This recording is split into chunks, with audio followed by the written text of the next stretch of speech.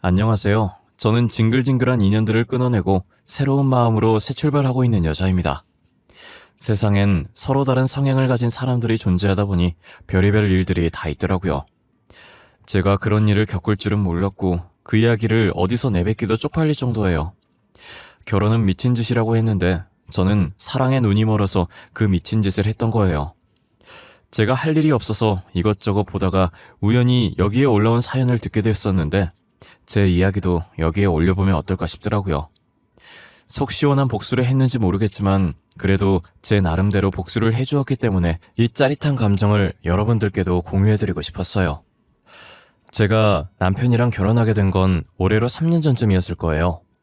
부모님은 제가 외동딸이니 처음이자 마지막 딸의 결혼식이라며 저희 결혼식을 성대하게 해주셨어요.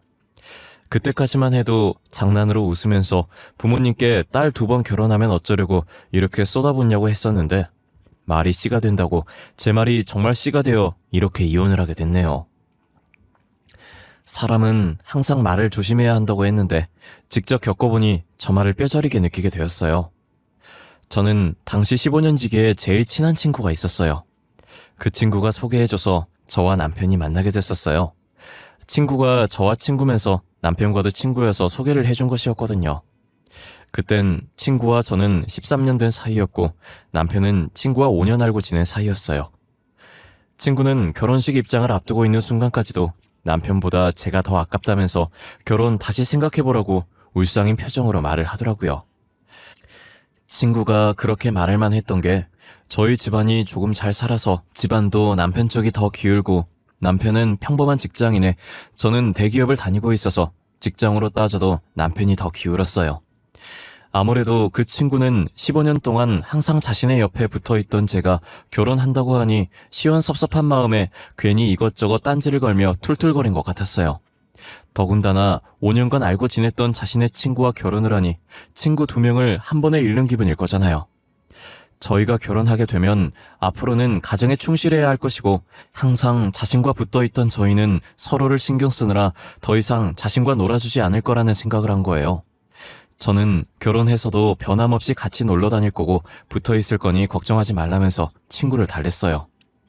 여전히 제게 서운한 마음이 풀리지 않았는지 늘 친구가 먼저 연락했었는데 제가 결혼한 후에는 연락을 도통하질 않았어요. 저는 여느 신혼부부와 똑같이 남편과의 달달한 신혼을 즐겼어요. 저희는 아직 아이 계획이 없었고 언제까지나 신혼 같을 순 없으니 지금 이 순간을 마음껏 즐겼어요. 제 주변 친구들도 결혼하면서 일이다 집안일이다 하루 종일 치여서 연락이 잦아들었는데 저 또한 일과 집안일에 치여 주변 사람들에게 소홀해졌죠. 연락하는 친구들이 있다면 저와 같은 처지인 유부녀 친구들 뿐이었어요.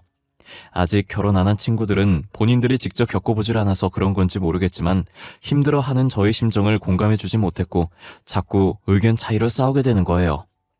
그러다 관계가 더 틀어질까봐 연락을 잘 안 하게 된 것도 있었어요. 저와 15년 지기 친구였던 애도 안 맞으면 이혼하라는 말만 해서 자연스럽게 멀어지게 되었죠. 그렇게 멀어진 친구와 다시 연락을 하게 된 계기가 있었어요. 저희 남편이 잘 다니던 직장에 사표를 쓰고 돌아온 거예요. 난데없이 자기가 모아둔 돈이랑 퇴직금으로 친구랑 사업을 하겠다더라고요. 친구가 같이 해보자고 해서 기획안 봤는데 괜찮은 것 같다고 해보겠대요. 저는 남편도 다 큰 성인이 알아서 잘 판단하겠지라는 생각에 충분히 고민한 거면 그렇게 하라고 했어요. 남편은 고맙다고 믿어준 만큼 보답할 수 있게 열심히 하겠다고 하더라고요.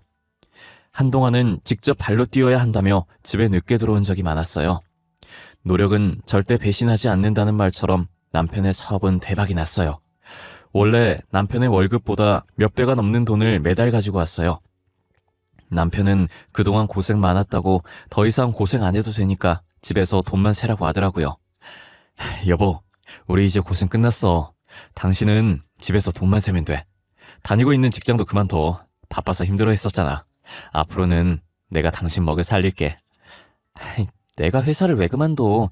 당신 이제 시작인데 너무 호들갑 떠는 거 아니야? 오늘은 호들갑 좀 떨어도 돼. 당신은 아무 걱정하지 말고 돈방석에 앉을 생각만 하라고. 당신이 나 믿어준 덕분에 이렇게 성공할 수 있었어. 너무 고마워. 아내가 남편 믿는 건 당연한 거지. 온전히 당신 노력으로 된 거야.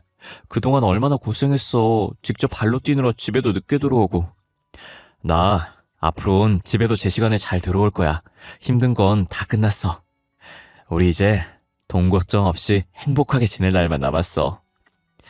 아직 사업을 잘 모르는 남편인데도 대기업 다니는 제 월급보다 훨씬 많은 돈을 벌었어요. 오래된 친구랑 같이 하는 거라고 하더니 그 친구가 인맥도 넓고 일을 잘하는 것 같았어요. 반년 정도 지나서 남편은 제게 명품 선물을 아무렇지 않게 할 만큼 성공했죠. 연락이 끊겼던 15년 지기 친구는 제 남편 소식을 어디서 들었는지 듣고 와서는 저한테 연락이 온 거예요. 제가 먼저 연락하기 전까지 안 할 것 같던 친구가 친한 척을 해가면서 제 안부를 묻더라고요. 말하는 게 제 안부를 묻는 척하면서 남편 근황을 묻는 것 같았어요. 지우야, 너 요즘 시훈이 사업 성공해서 팔자가 폈다던데? 맞아? 진짜 지훈이 사업 성공한 거야? 애들 사이에서 네 얘기가 자자하더라고. 그래서 궁금해서 연락해봤어. 희영아, 넌 오랜만에 나한테 연락해서 한다는 말이 그거야? 그래, 나 요즘 팔자 폈어. 너가 들은 대로 남편 덕분에 새삼 살고 있어. 그래? 잘 사는 것 같네. 역시 돈 가지니까 목소리부터 여유가 넘친다, 야. 시훈이는 요즘 잘 지내니? 우리 안 본 지 오래된 것 같은데. 그렇게 궁금하면 우리 남편한테 직접 연락하지 그랬니? 보니까 내 안부보다는 남편 안부가 더 궁금한 것 같던데? 에이, 무슨 소리야. 네 안부 궁금해서 연락한 거야, 지지배야. 그리고 내가 남의 남편한테 어떻게 연락해. 괜히 연락했다가 이상한 소리나 듣지. 친구는 그 뒤로도 제게 쓰잘데기 없는 연락을 자주 했었어요. 물론 친구 입에서 거론된 사람은 대부분 저희 남편이었지만요. 눈을 반짝이면서 남편 안부를 묻길래 그럴 거면 남편한테 직접 연락하라고 했어요. 친구는 제가 허락한 거라면서 나중에 연락했다고 딴 말하지 말라더라고요. 저는 귀찮아서 알겠다고, 그러니까 앞으로 저한테 쓸데없는 얘기하면서 붙잡아두지 말라고 했어요. 그러다 제가 며칠간 지방 출장을 가게 되어 집을 비우게 됐어요. 제가 없어도 알아서 잘 챙겨 먹고 집 정리 잘 해놓는 사람이라 별 걱정 없이 출장을 갔어요. 저는 출장을 끝마치고 피곤한 몸을 이끌고 집으로 돌아왔어요. 옷 주머니에 있던 쓰레기를 버리려고 쓰레기통 앞으로 갔는데 스타킹이 버려져 있더라고요. 여보, 잠깐만 이리로 와봐. 쓰레기통에 있는 거 이거 스타킹 아니야? 스타킹이 왜 여기 버려져 있어? 나 없는 동안 누가 왔다 갔어? 아니, 왔다 가긴 누가 왔다 가. 우리 집에 왔다 갈 사람이 어딨어. 그럼 이게 왜 여기 있냐고. 누가 왔다 간 거 아니면 누구 건데. 이 집에 당신밖에 없었을 텐데. 그럼 당신이 신고 버린 거야? 미쳤어?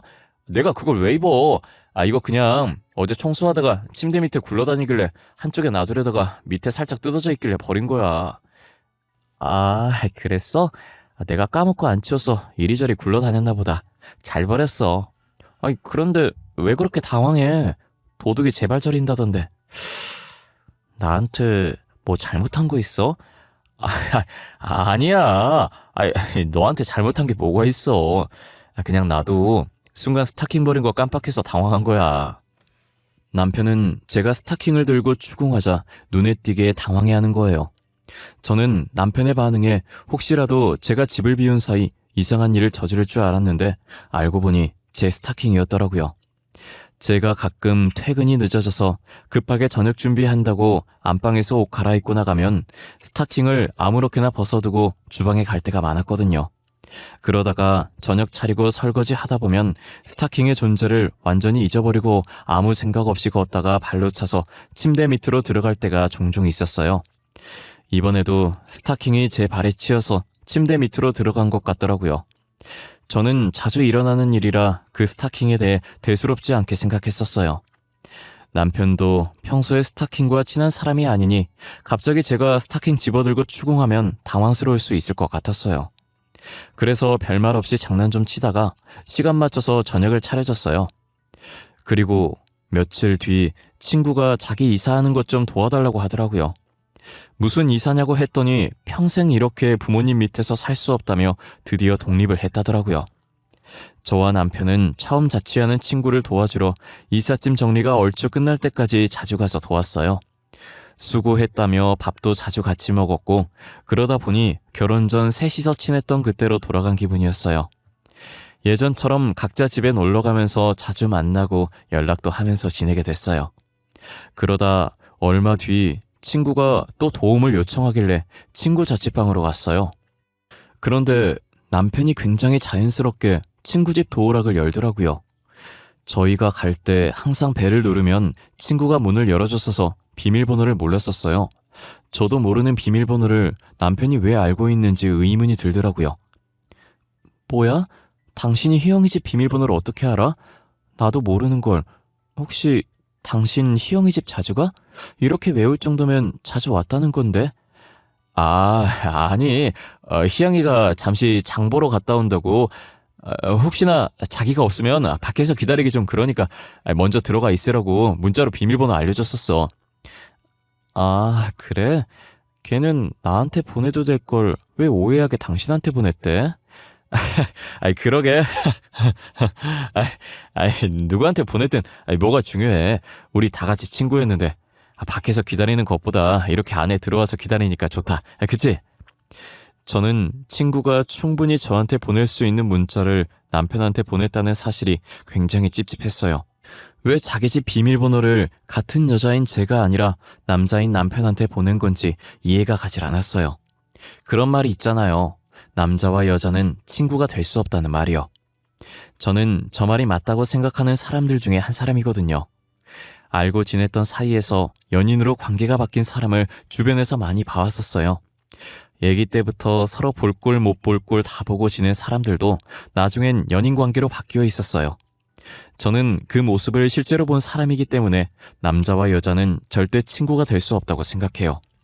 지금은 겨우 문자 하나지만 이런 관계가 계속 지속된다면 언젠가는 저도 남편과 친구를 의심할 수밖에 없다는 생각이 들어요. 하지만 제가 의심을 하기도 전에 그들이 제 뒤에서 무엇을 하고 다니는지 알게 되었어요.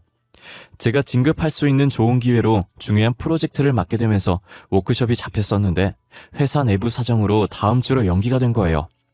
기껏 다 준비해갔는데 당일 연기 통보를 받아서 허탈한 기분으로 집에 갔어요.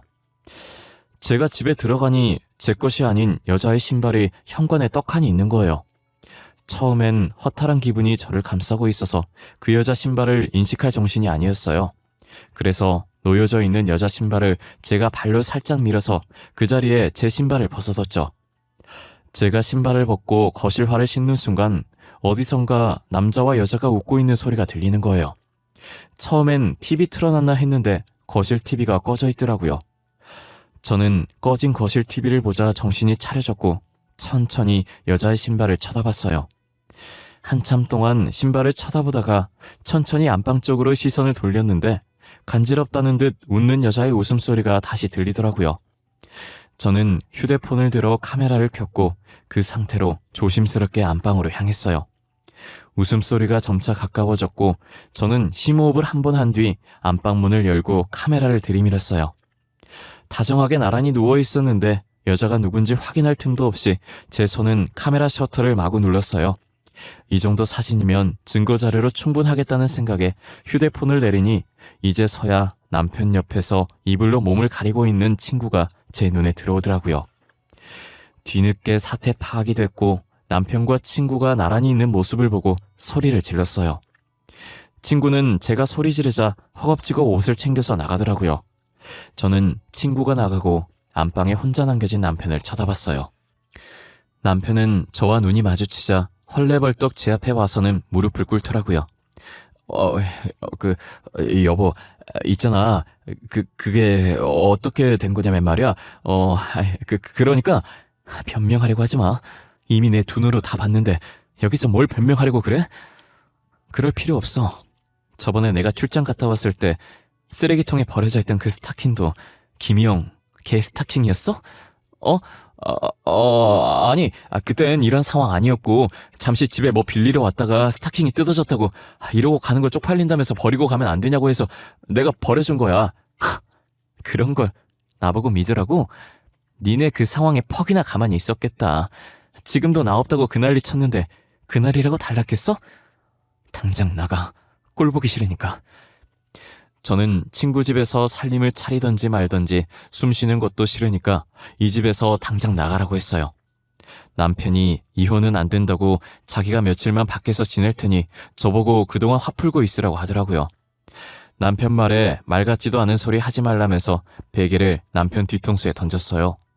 저는 남편이 나가고 다른 친구에게 전화해서 하소연을 했어요. 와중에 좁은 땅덩어리에 여자가 이런 소문나면 매장이라는 생각에 그 친구라 하고 얘기는 못하겠더라고요. 그래서 완전히 다른 여자와 바람핀 것처럼 친구에게 말했어요. 주변 친구들은 평생 불륜녀 딱지 붙게 만들어야 된다면서 이혼을 해주지 말라고 하더라고요. 이혼해주면 둘이서 좋다고 만날 텐데 그럼 제가 그들한테 지는 거라고 하면서요. 저는 친구들 말을 듣고 이혼을 해주지 않고 있었어요. 남편이 며칠 뒤 집으로 들어왔고 저희는 각방 생활을 했어요. 집만 공유하고 같이 살면서 철저히 남처럼 행동했죠. 남편과 친구가 저 몰래 계속 만나는 것 같았지만 더 이상 신경을 쓰지 않기로 했어요. 저는 하루 연차 내고 기분 전환을 할 겸 안방 인테리어를 완전히 바꾸고 있었는데 옷장과 옷장 사이를 벌리니 틈 사이로 서류 봉투가 하나 떨어지더라고요. 떨어진 서류 봉투를 들어올리니 뭐가 들은 건지 꽤나 무거운 거예요. 두툼한 게 서류가 많이 들어있었고 남편이 놔둔 것 같길래 옆으로 빼놨어요. 그런데 여자의 촉이 무서운 거라고 괜시리 저 봉투 안에 든 서류들이 보고 싶어지는 거예요. 볼까 말까 고민하다가 봉투를 열었는데 명부가 하나 나오더라고요. 혼자서 아무리 봐도 이게 무슨 명부인지 모르겠는 거예요. 저는 혹시나 하는 마음에 변호사 친구를 찾아가서 봉투를 내밀었어요. 친구는 제게 받은 봉투 속 명부를 자세히 보더니 미간에 주름이 들어가더라고요. 왜 그래? 이게 무슨 명부인데? 도대체 무슨 명부길래 네 표정이 점점 썩어들어가? 드라마에 나오는 안 좋은 거 엮어 있는 명부야? 그런 거야? 혹시 너네 남편 무슨 일 하는지 물어봐도 되나? 이 명부 내용이 조금 심각한 것 같은데. 남편 무슨 일 하는지는 잘 모르는데 그냥 사업하는 것만 알고 있어. 일부러 내가 참견하는 것 같아서 자세히는 안 물어봐서 몰라. 지우야, 이런 말 해도 될지 모르겠지만 너네 남편 아무래도 사기꾼인 것 같아.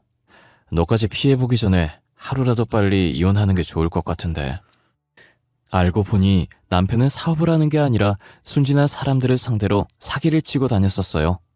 부동산 쪽으로 사기를 치고 있었고 그 명부는 남편이 돈을 빼돌린 내역들이 적혀있는 명부였어요. 변호사 친구는 꽤 큰 건인 것 같다고 피해보기 전에 남편과 이혼을 하라고 했어요. 저는 명부를 다시 들고 변호사 사무실을 나왔고 들고 온 명부를 원래 위치에 뒀어요. 이혼하라는 변호사 친구의 말에 저번에 찍어뒀던 증거들로 이혼 소송을 준비했어요. 남편과 친구를 상대로 이혼 소송과 상간녀 소송을 했고 서류 접수를 한 날 친구를 찾아갔어요. 그 일 이후로 첫 대면이라 그런지 친구가 저를 보고 흠칫 놀라더라고요. 나 너랑 싸우러 온 거 아니야. 내가 남편 놓아주려고 이 말 하러 온 거야. 내가 남편 놓아줄 테니까 이제 둘이서 편하게 만나. 진짜야? 나중에 딴 말 하기 없기다. 분명히 네가 네 입으로 시윤이 놓아준다고 한 거야. 알겠어. 이미 이혼 소송하고 오는 길이야. 그리고 너한테도 상간녀 소송 걸었어. 이건 15년지기 친구 배신한 벌이니까 너무 억울해하지 말고. 그래, 나 사실 너보다 먼저 시윤이 좋아했었어. 솔직히 나는 둘이 잘 될지 모르고 소개해준 거거든. 지금이라도 시윤이 놓아줘서 고마워. 그리고 미안해. 나 용서하지 마. 용서 안 해도 돼. 안 그래도 용서할 생각 없었어. 너네 둘 내가 두고두고 저주할 거야. 내가 죽는 날까지 너네 저주하다 죽을 거야. 그러니까 너넨 평생 나한테 미안해하면서 살아. 그리고 앞으로 마주치지 말자. 친구에게 차분한 목소리로 남편과 이혼하겠다고 이제 둘이서 편하게 만나라고 했어요. 친구는 제 말에 미안하다면서 자신을 용서하지 말라고 흐느꼈어요. 저는 용서할 마음이 전혀 없고 평생 저주할 거라는 말을 남긴 채 먼저 일어났어요. 그리고 곧장 집으로 가서 제 짐을 챙겼고 원래 위치에 놔뒀던 남편의 명부를 제가 같이 챙겼어요. 집 나오기 전에 남편 보라고 탁자 위에 다시는 연락하지 말고 우연이라도 마주치지 말자는 쪽지와 함께 이혼소송 서류를 가지런히 올려두고 나왔어요. 남편이 집에 와서 서류를 받는지 제게 전화를 했었지만 저는 끝까지 받지 않았어요. 그렇게 전 남편과 친구에게 위자료를 받았고 그 둘은 이혼하길 기다렸다는 듯 혼인신고를 했더라고요. 뻔뻔하게 바람은 폈지만 주변 사람들한테 눈치는 보였는지 결혼식은 하지 않았어요. 저는 전 남편의 명부를 들고 언제 터뜨리는 게 가장 좋을지 생각했어요. 제 경험상 신혼생활이 3개월까지는 여전히 연애하는 기분 들고 행복하더라고요. 그래서 가장 행복할 3개월 차에 접어들었을 때 전 남편의 명부를 경찰서에 넘겼어요. 명부엔 그동안 전 남편이 돈을 빼돌린 내역들이 굉장히 세세하게 적혀 있어서 명부 하나만으로도 전 남편을 교도소에 집어넣기엔 충분하더라고요. 게다가 엎친 데 덮친 격으로 피해자들도 같은 시각에 전 남편 집을 찾아간 것 같았어요. 친구가 다급한 목소리로 제게 전화를 해서 급한 일이 있다고 당장 만나자고 하더라고요. 도대체 무슨 일로 사람을 오라가라 하는 거야? 내가 앞으로 마주치지 말자고 했을 텐데. 너 일부러 그런 거지? 이시훈 사기꾼인 거 알고 일부러 나한테 떠넘긴 거지? 맞지? 지금 사람들 집으로 찾아와서 돈 될 만한 물건들 가지고 가고 난리야. 이시훈 그놈은 새벽에 몰래 도망갔고. 아, 이시훈 사기꾼이래. 난 몰랐네. 어머, 어쩐다니. 너네 집 난리도 아니겠다. 참참. 그럼 너네 집은 어떻게 되는 거야? 그거 이시훈 명의 아니야? 그 집? 야, 말도 마라. 그거 이시훈 명의로 된 자가인 줄 알았는데 월세 살고 있었더라? 심지어 월세까지 밀려서 집주인이 나보고 월세 내놓으라고 난리도 아니야. 진짜 엎친 데 덮친 격이네. 그것도 다 네 엿보지. 어쩌겠어. 그치? 그리고 나 지금 너 넋두리 들어줄 시간 없어. 그럴 사이도 아니고. 나 지금 바빠서 이만 가볼게.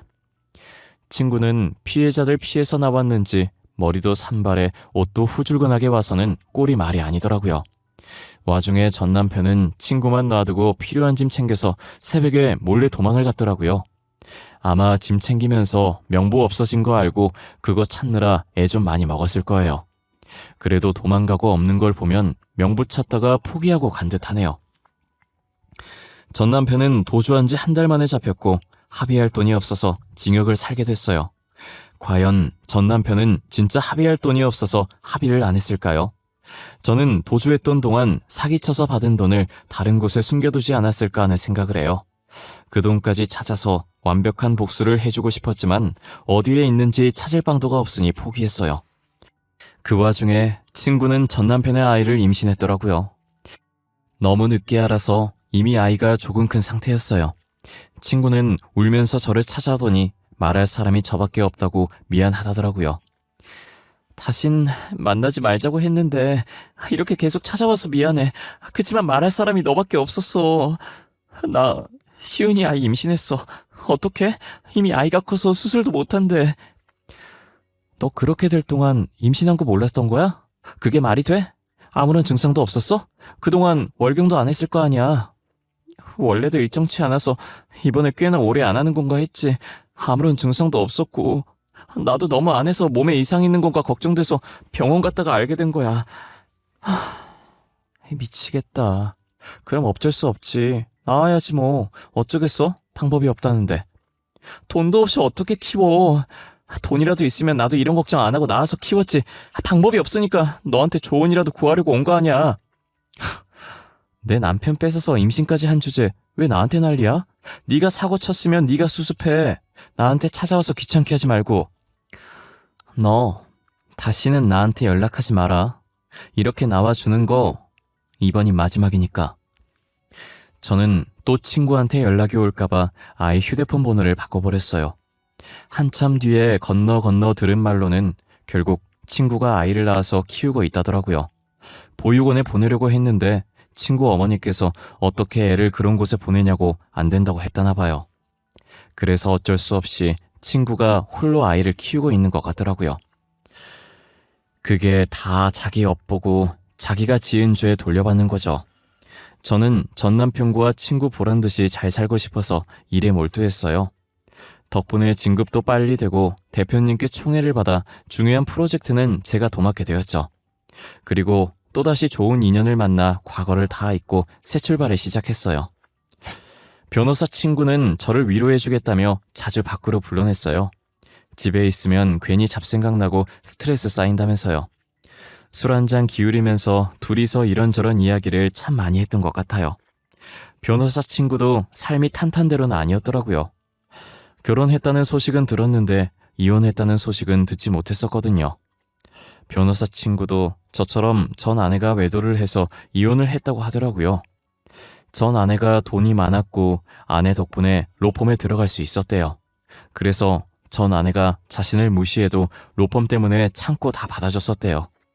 하지만 친구의 전 아내는 친구가 다 받아주니까 도를 지나쳐서 친구 보란 듯이 외도를 했대요. 그래서 전 아내와 이혼을 하고 있는 돈 없는 돈 끌어서 자신의 이름으로 된 사무실을 하나 차렸다고 하더라고요. 친구는 그 아픔을 너무나 잘 알고 있기에 제 이혼 소송을 본인 일처럼 도와줬던 거예요. 그렇게 저희는 서로의 아픔을 감싸주고 치료해줬었어요. 둘이서 만나는 횟수가 잦아지다 보니 정이 들었고 그러다가 못 봤던 매력들이 보이기 시작하고 연인으로 발전했던 것 같아요. 전 남편의 외도가 충격이라 이혼하면서 다시는 남자 안 만날 거라고 다짐했었는데 이렇게 새 출발을 할 수 있을 거라고 생각을 못했어요. 서로 같은 아픔이 있는지라 처음 만날 때 엄청 조심스러웠어요. 서로에게 호감이 있어도 선뜻 표현을 하지 못했죠. 저희는 혹시라도 서로한테 상처가 줄까봐 이러면 안 된다는 생각을 많이 했었어요. 하지만 사람의 감정이라는 게 마음대로 되는 게 아니잖아요. 평소처럼 술 마시다가 제가 너무 취해서 꽁꽁 숨기고 있던 제 마음을 내보인 거예요. 그 친구도 술김에 자신의 마음도 같다고 말을 했고 저희는 사귀게 되었죠. 같은 상처로 혹시나 서로의 상처를 덧나게 하지 않을까 걱정만 했었는데 오히려 상처로 인해 서로에게 더 조심을 하게 되니 잘 만나게 되더라고요. 이제서야 말하는 거지만 이 친구가 제 첫사랑이기도 했어요. 제 성격이 지금은 하고 싶은 말 다 하고 사는데 예전엔 엄청 소심했거든요. 그런 저를 지금의 성격으로 만들어준 게 이 친구예요. 제 성격을 바뀌게 해주고 사기꾼에게 당할 뻔한 걸 구해주고 거기다 상처까지 보듬어주고 늘 제게 도움만 주는 좋은 남자친구예요. 저는 이 사람과 함께라면 무엇을 하든 두려움이 없을 것 같아요. 그래서 남은 인생을 함께하자고 약속했어요. 한 달 뒤 저희는 많은 사람들의 축복 속에 결혼합니다. 비록 여러분은 저를 모르고 저도 여러분들을 모르지만 아무것도 모르는 서로의 앞길에 행복만 가득하기를 기도해 주셨으면 좋겠습니다.